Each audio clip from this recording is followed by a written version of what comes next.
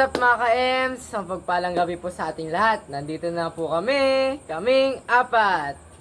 So, nag-dinner na po ba po kayo bago po ang lahat? Dapat po, nag-dinner po dapat po tayo. Parate, kasi po, masama po ang nalilipasan po ng gutom. So, bago tayo mag-start, bati muna tayo sa mga ka-Ems natin. Pangunahan mo na, Ras. What's up mga ka-Ems? Andito na naman ako, yung pinakamakulit. Next, Yana. Hello po mga ka-Ems, magandang gabi po. Ikaw, ate. KL. Yan. So, for today's video po mga ka-Ems, sasagutin po namin po ang katanungan po na Tita Rian. So, babasahin ko po. Kuya Eman, pwede ba mag-request? Ikwento mo kuya kung paano ka hinubog ng mga magulang mo kasi sobrang bait mo nak, magalang at makajos. Kapupulutan po kasi ng magandang aral sa mga bata ngayon na henerasyon ang kwento ng pamilya ninyo. Thank you po Tita Rian po dahil sa patuloy niyo po pag-support po sa amin. God bless you po. Gayahin natin si Lola Basyang. Ano po tayo dito? Pakwento ko po muna po mula ng bata po ako. Nung bata po ako, dito, madalang lang po kami magkaroon po ng quality time ni Papa. Dahil po may work po si Papa araw-araw po. At madalas po namin kasama ay si Mama po. Dahil si Mama po talaga, tinuon po talaga ni Mama yung buhay po ni Mama para po sa amin. Yung talaga pong doon na lang po si Mama sa bahay po, inaalagaan po kami. Pero po nagkakaroon lang po kami ng quality time po ni Papa, nila Papa. Kami po nila Mama, buong pamilya, tuwing Sunday po, dahil talaga pong tuwing Sunday ay nilalaan po ni Papa po yun para po kay Lord sa pagsimba po. Sabay-sabay po ang magsimba. Kasama po si ate po doon sa church po namin. Lagi pong kasama po doon si ate. At nagkakaroon na rin po kami ng bonding po. Naalala ko nga po noon na nagbibidyo okay po kami. So dito na minsan po nagluluto po sa mga ng pagkain po yung kikiam, gano'n po. Pero minsan naman po pag once na ano po may sweldo po si Papa. So surprise po kami ni Papa, nag-uwi po si Papa ng Jollibee. Ang pambansang chicken. At ayun po, nagbibidyo okay po kami. Nandun po talaga yung banding po namin. Andun po na sabi po sa akin ni Papa, tinuturuan po ako ni Papa na kumanta, at siyempre sama din po, tinuturuan din po ang kumanta po. Andun po na yung talaga pong nag-enjoy po kami lahat. So ano po mga ka-M, so dito, isa pa, sa pagsabi ko nga po na madalang po na yung makasama po si Papa. Bali po kasi ganito po yun to dito. Bali po pag papasok po si Papa, tulog pa po ako noon dahil nga po maaga po pumapasok si Papa dahil noong during may elementary days po, mga bandang 7 po ang pasok po namin. Kaya po si Papa po bandang 6. So maaga po talaga po si Papa po noon. Kaya po, pero bago po yun, kunyari po, gising na po si Papa. Gising na po ako, sorry po.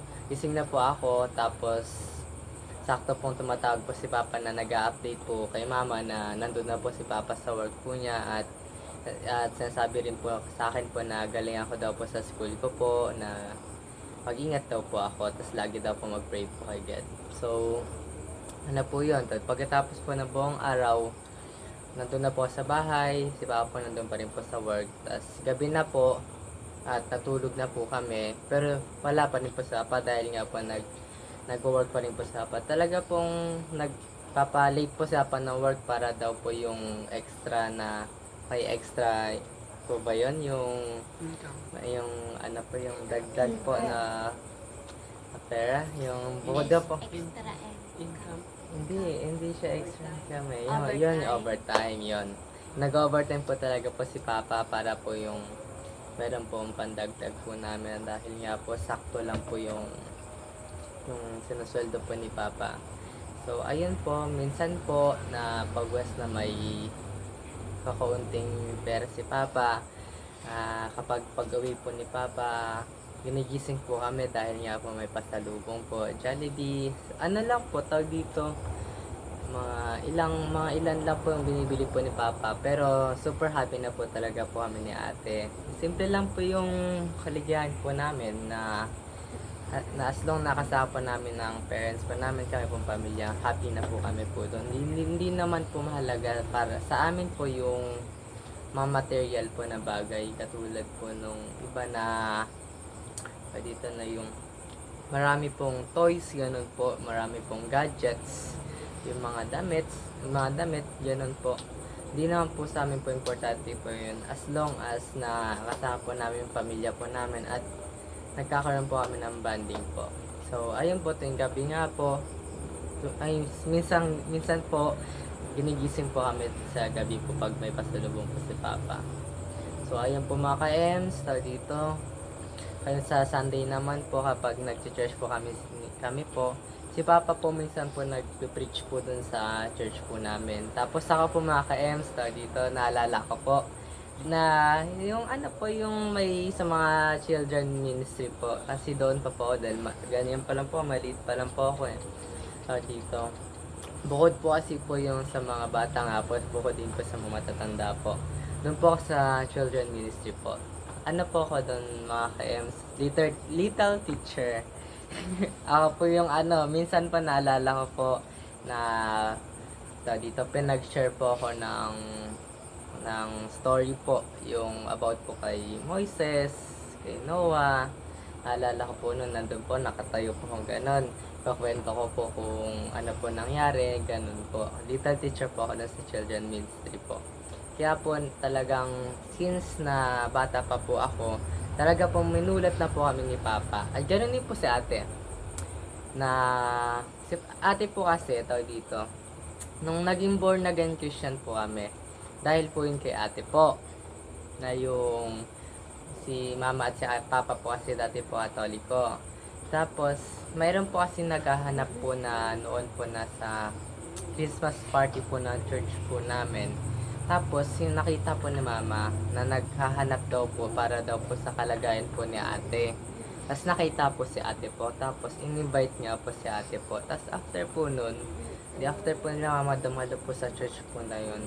Tapos parang na feel po nila yung presence po ni Lord na parang ini-invite po sila doon po. Kaya po nung pinanganak po ako, born again Christian na po kami.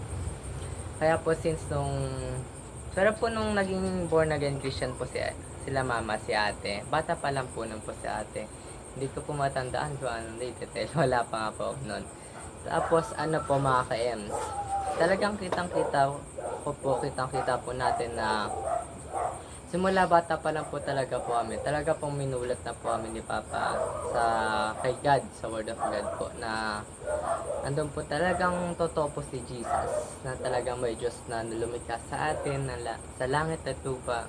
Talaga po nandun po. Tapos, dumating nga, meron nga po kami po mga ka-Ems na na devotion po. Po yun dito. Hindi ko po matandaan. Pero mayroon po kaming mga toka-toka po, ganun po. Kunyari po, ako po sa prayer, dahil bata pa lamang po ako po noon. Si ate po sa closing, ganun po. Tapos sa bawat devotion po namin, andun po yung pasasalamat po namin, na po po yung pinagpe-pray po, yung ginawa ni Lord sa amin sa buong linggo, ganun po. Kaya po, ngayon po, patuloy po namin ginagawa po yung pag-devotion po, kahit wala na po si Father. Naalala ko nga po noon mga ka-Ems, tuwing bagong taon po, bandang siguro mga 10 o'clock ng 31, December 31 po. Sabihin po ni Papa, Eman, ate, bunso po ang tawag ko sa akin, o kaya Eman po, na mag-prepare nga daw po kami ng ng gustong ipag-pray po namin. Kunyari po, ang pinag-pray po namin noon is gusto ko pong magkaroon ng with high honor po. Yun po yung sinulat ko po, tapos pinag-pray po. Ganun din po kay ate, kung ano po yung gusto ni ate. Tapos pagdating po ng 12 o'clock, kami pong apat po, nandun lang po kami sa loob ng bahay. Habang maingay po sa labas yung nagpuputukan po, marami pong fireworks. Andun po kami sa loob, nagpe-pray, nagpe-pray po kami kay God, isa-isa po. Yung bawat hilingan po ng bawat isa, pinagpe-pray po, yun talagang ano po, nataas po namin kay Lord po yung mga nais po namin na mangyari sa isang buong taon po. Kahit po na minsan po hindi na po namin madinig po yung pinagpe-pray po ni Papa, pinagpe-pray po na bawat isa sa amin. Tuloy pa rin po, kahit kasi po maingay po sa labas, tuloy pa rin po yung pagpe-pray po namin.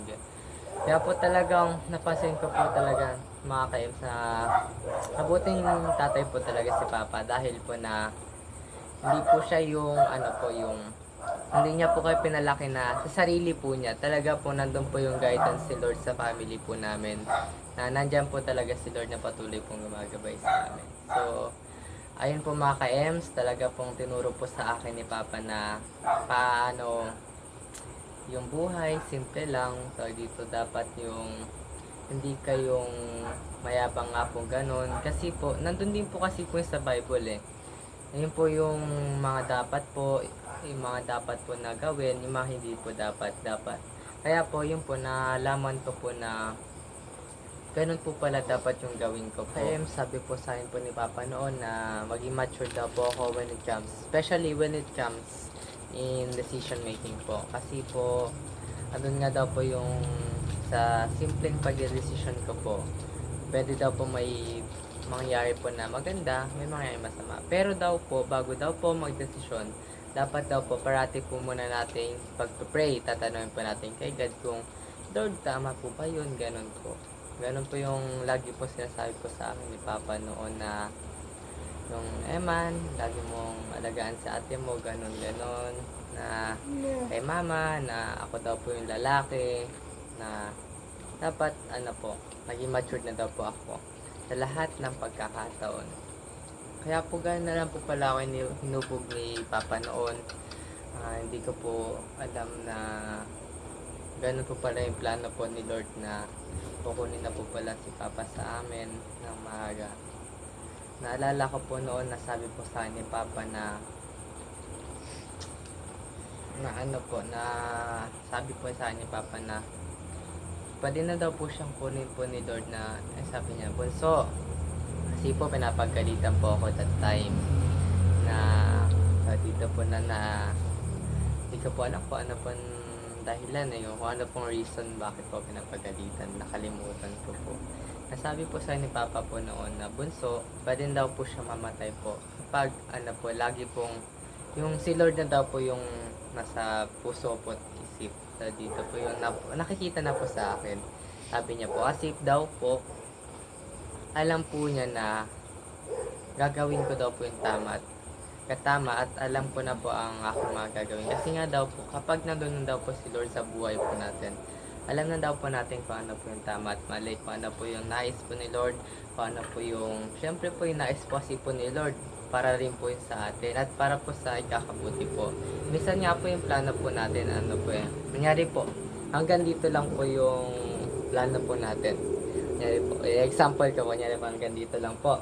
Ito po yung mataas, ito po yung pataas po ganun.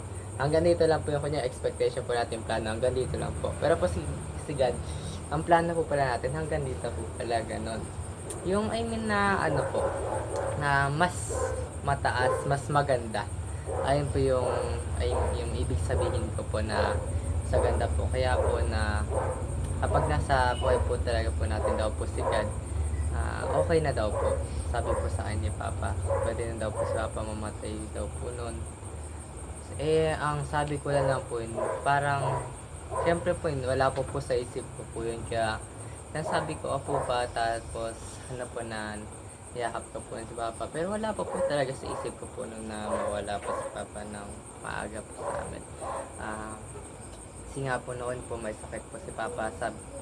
Po yun September 23 po namatay po si Papa. Tapos September 26 po birthday ko po. So,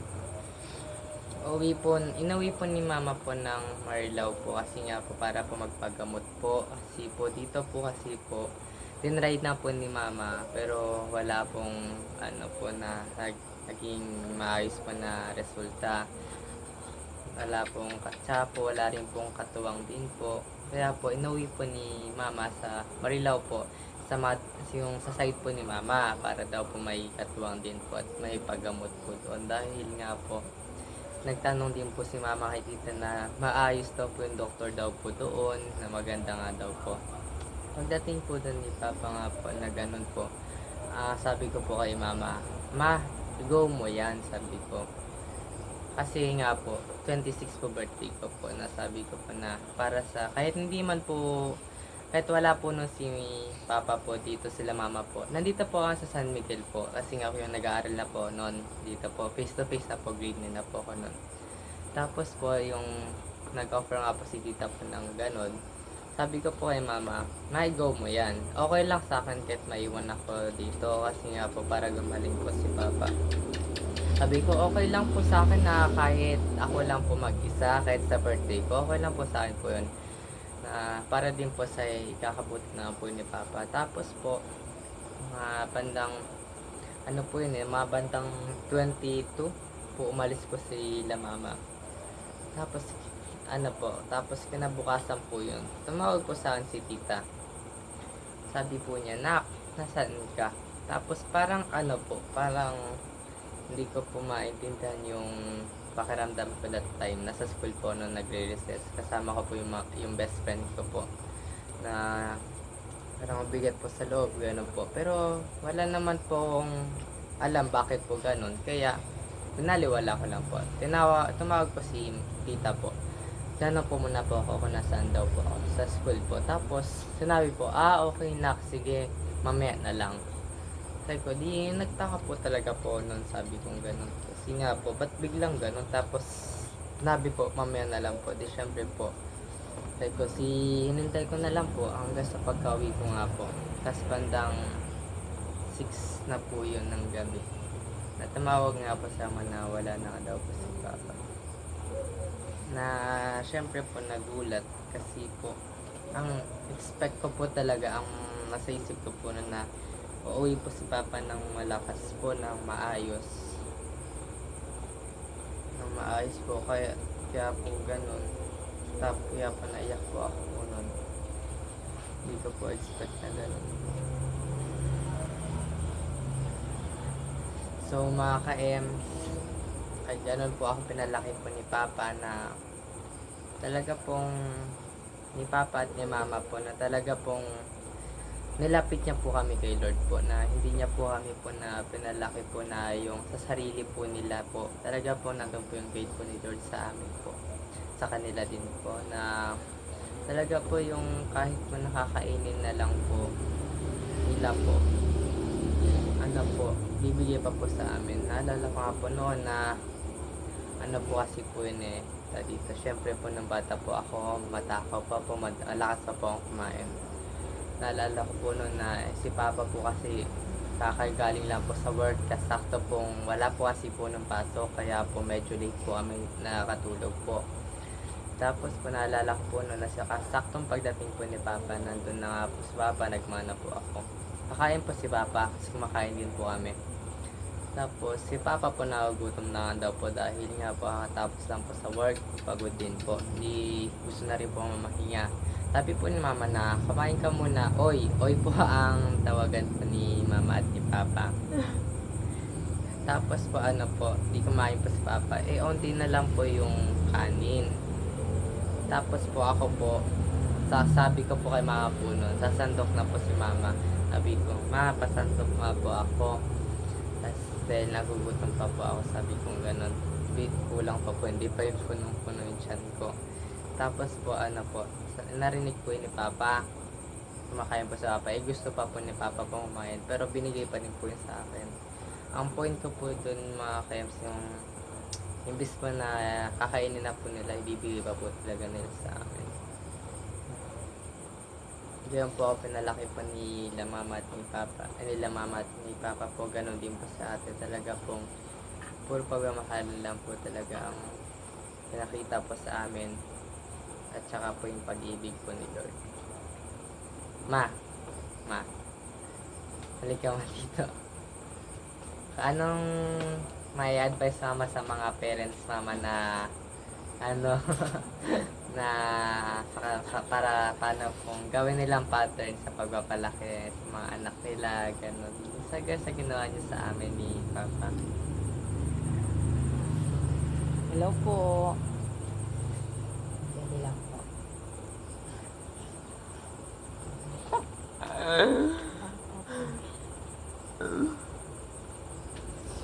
Ah, bilang magulang, ito lang po ang may advice ko kasi kami dadalawa po ang anak namin. Pero nandun po yung tutok. Magkaiba po kami ng sa pamilya dahil ang papa po nila siya ang naghahanap buhay. Ako naman po ay tutok sa mga bata. Mula po nang nagkaanak ako, hindi na ako nagtrabaho dahil kay ate. Ayaw po niyang maiwan. Kailangan masubaybayan ko daw po para kung sakaling may nararamdaman ang bata, alam na kaagad na magulang. Alam kung malungkot, bakit malungkot. Posibleng may nararamdaman. Ganon din po nung pinanganak ko si Bunso. Tutok talaga ako sa kanila. Kaya alam ko po yung kung ano ang nararamdaman ng mga anak ko. Siya kung sinasabi sa mister ko. Kapag mayroon po silang nararamdaman, una po, talagang kasi po maraming trials ang nangyari sa buhay namin. 2007, mula nung pinanganak si Bunso, halos lahat po kami na hospital. Pero sa kabutihan ng Diyos, nakasurvive naman po kami. At may time po na dinala namin si Bunso sa ospital. Sukan ang suka. Ano po yun? Di, habang sinasaksakan po si Eman dahil ikukonfine po siya, ayaw niya umiiyak ng bata. Nanalangin kami. Kaming mag-asawa, kapit kami na sa ospital. Pero nakaka-amaze po. Kasi nung time na yun, hindi po natuloy na saksakan si Bunso ng swero. Dahil nagmamaktal nga po siya. Pero kaya nandun po yung panalangin namin. Kasi kung kalooban ng Diyos na ma-hospital siya, go kami. Pero kung hindi po niya kalooban, ngayon pa lang hadlangan mo na nun. Pero kaya po na-amaze kami kasi ayan, lumabas po kami na hospital, halos magdamag po kami doon, in-observe lang siya, hindi po siya na-confine. Kaya lahat po ng namin, desisyon namin, bago kami mag-desisyon, sinasangguni po muna namin talaga kay Lord. Ganon po kami mag-asawa sa lahat ng bagay. Kaya nasasabi ko po, mahirap na, dahil wala na po yung asawa ko, wala na po yung ama nila. Pero salamat kasi kahit wala na siya, si Lord nandito pa rin po sa amin. Kaya tayong magulang, palakihin po natin ang mga bata. Kasi ang mga bata, nakikita nila kung ano ang heart ng magulang nila. Yun ang panunundanan po nila. Katulad po sa kawikaan niya, kawikaan 22:6, ang sabi po dito, ituro sa bata ang daang dapat niyang lakaran at hanggang sa paglaki, hindi niya ito malilimutan. Yun po yung pamamara na ginawa namin. Kung saan mo trinay ng bata, doon po ang lalakarin niya. Hindi po nag-charge ang isa sa amin, kailangan sama-sama po kami. May devotion po kami, kahit magkakalayo, kasi nangyari po na ang papa nila nag-rent dahil nasa Las Piñas na assign. Kami po medyo malayo ang bahay. Pero may time po kami na pinapanundanan. 9 o'clock, kailangan manalangin siya doon. Ganon din kami sa bahay, kaming tatlo. Yun po. Kaya tayong mga magulang, maging focus po tayo sa bawat ginagawa ng mga anak natin para lumaki po silang maayos. Yun lang po. Maraming salamat po mga ka-EMS sa pagmamahal ko sa mga anak ko sa akin. Salamat. Ayun po, Tita Rian. Yan po ang aming kasagutan po. Nagkaiyakan na po. Pasensya nyo na po. So hanggang dito na lang po muna ka-EMS. Nagkaiyakan na po. Sana po ikapulutan nyo po ito ng aral po. Itong pamilya po namin na ngayon ko na ito kung po mga ka-EMS. Ganito din po na mama. Sana po ikapulutan nyo po ng aral at sa buhay po. So, sa advice ko po sa mga kapwa ko po kabataan na na tayo dito, na patuloy po sila minamahal po ng kailang magulang. Ano po, na dapat po, ano po, gantihan natin ang ating magulang na meron po kasing ways po ang pagganti po sa ating magulang. Una po is yung pag-care po sa kanila. Sumunod po is yung sa pagtatapos nga po ng pag-aaral. Kasi po pag nakataas po tayong pag-aaral, yung syempre po, yun, natutuwa po sila man na yung pagsasakripisyo po nila is nagbunga po. Yung pangatlo po is yung pag-alaga po sa kanila sa kanilang pagtanda. Ayun nga po na sa totoo lang po, ano po, naniniwala po ko na yung responsibilidad po natin mga anak na alagaan ng ating mga magulang, lalong-lalo na po sa kanilang pagtanda po. Naniniwala po ako dun kasi po na kasi po inalagaan po tayo ng ating magulang po na since baby pa po tayo, since kapanganak pa nga lang po at ay nasa sinapupunan pa lamang po tayo nila mama, inaalagaan na po tayo yung ating at nung tayo ay pinanganak, nung tayo ay lumalaki na patuloy tayo na alagaan. Siyempre nagsasakripisyo sila mama, na sila mama at papa nagsasakripisyo. Katulad si papa, talagang todo kayod para may provide na gatas, diaper, pagkain ng pamilya. Yung sila mama na nag-aalaga sa atin, na kahit late na matulog, na nakaalaga sa atin talagang. Tas minsan nung baby tayo, na kahit madaling araw nagigising sila mama dahil niya umiiyak tayo. Talagang inalagaan talaga tayo, mahal na mahal tayo talaga. Kaya bilang balik, responsibilidad natin ng ating mga magulang na alagaan natin. Naniniwala po ako doon na minsan nasasaktan po ako na awa sa nababasa ko, napapanood minsan sa social media, na yung anak daw po nila ay yung anak po, hindi po niya inaalagaan po yung nanay nila, parang kinakawawa po ganun. Nasasaktan po ako doon kasi po, ay ito share ko lang po mga kayams. Sabi po sa akin po doon po sa based po doon sa nabasa ko po, na sabi po doon na kaya daw po kalimutan po ng anak ang magulang, pero hindi kayang kalimutan ng magulang anak. Syempre po tama po yun, pero syempre as na anak po, syempre po dapat po hindi po natin tutularan yung ganoon na kakalimutan po ang ating magulang. Kasi nga po, magulang po natin po yun eh. Ayun po yung binigay po sa atin Lord na sa lupa, na magulang po natin, na ating gabay sa lupa. Dapat po natin po silang sundin. At syempre po, nakasulat din po yun sa Bible, na alagaan nga daw po ang ating magulang at sundin. May kalaki po yung pangako na mamumuhay po tayo na matagal at maraming biyaya.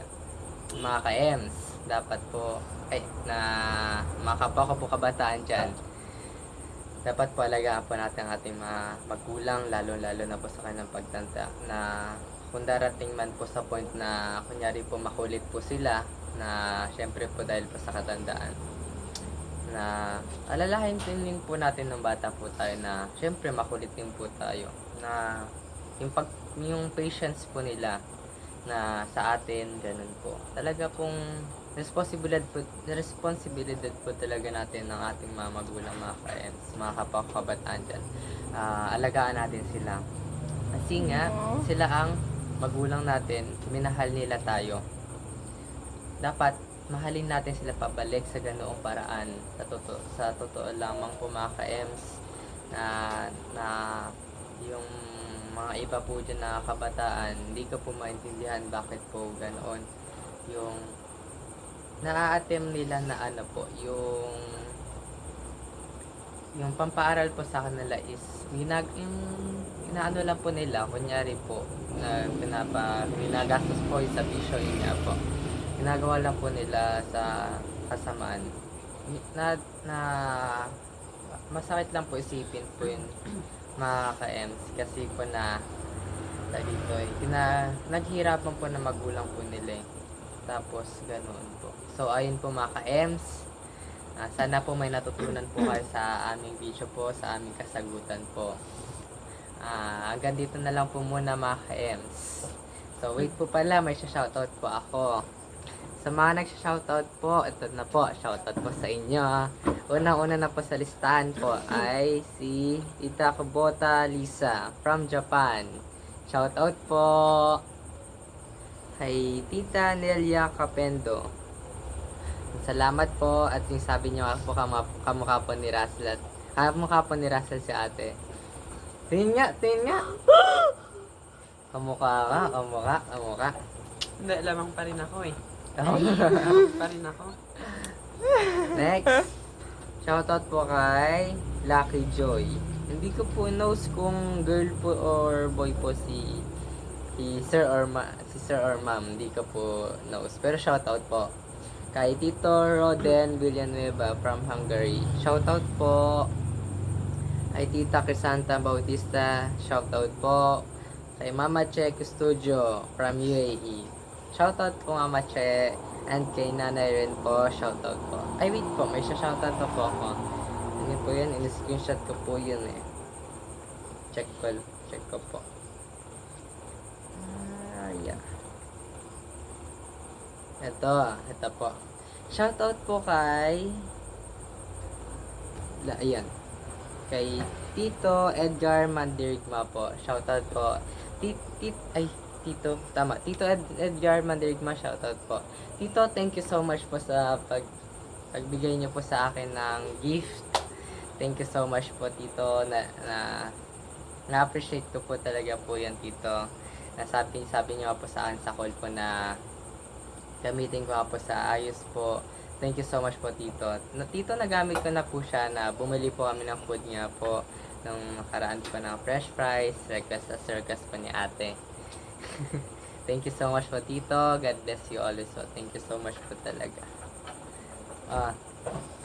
Wait po pala mga ka-Ems. Baka po may shoutout ko po sila Russell, Liana at ate. Bago tayo magtapos.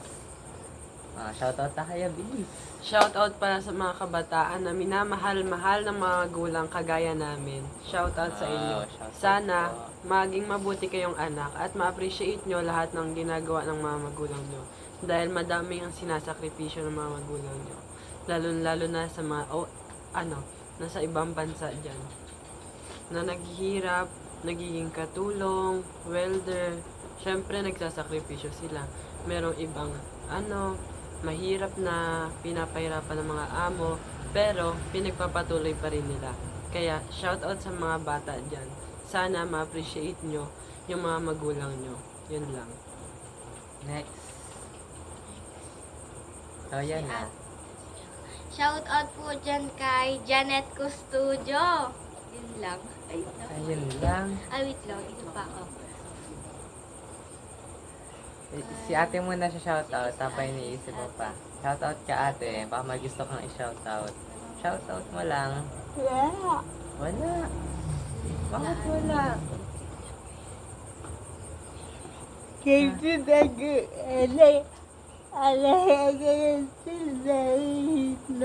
Shoutout daw po kay Tita Glo at Tita Wilma po at Tita Ricky po. Shoutout daw po. Meron pa ate?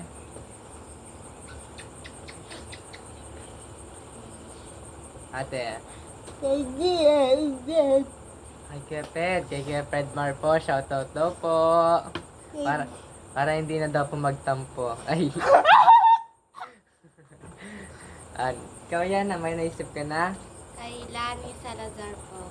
Kay Lani Salazar, shoutout daw po kay Mama Lice. Yan po yung mga kumarin ni Liliana. Mga kumarin ni Liana. Ay. So hanggang dito na lang po muna mga ka-Ems. Hanggang sa muli po. See you sa next video po. Thank you so much po sa lahat po talaga ng patuloy po na nagsusupport po sa amin mga ka-Ems.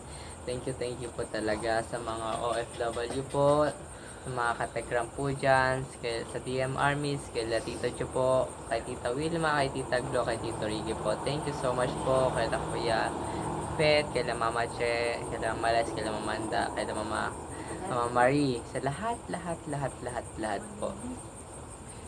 Sa lahat po, thank you so much po sa patuloy niyo po pag-support po sa amin. And especially po kay Tatay Ram. Thank you so much po tayo sa patuloy niyo pong pag-support po sa amin. God bless you all po. Love you all po. Mwah! So hanggang sa muli po mga ka-Ems. Sana po na mapulutan niyo po ng aral po ang aming kwento po ng buhay. So hanggang dito na lang po. Bye-bye po mga ka-Ems. Bye-bye po. po. Bye po. Mwah!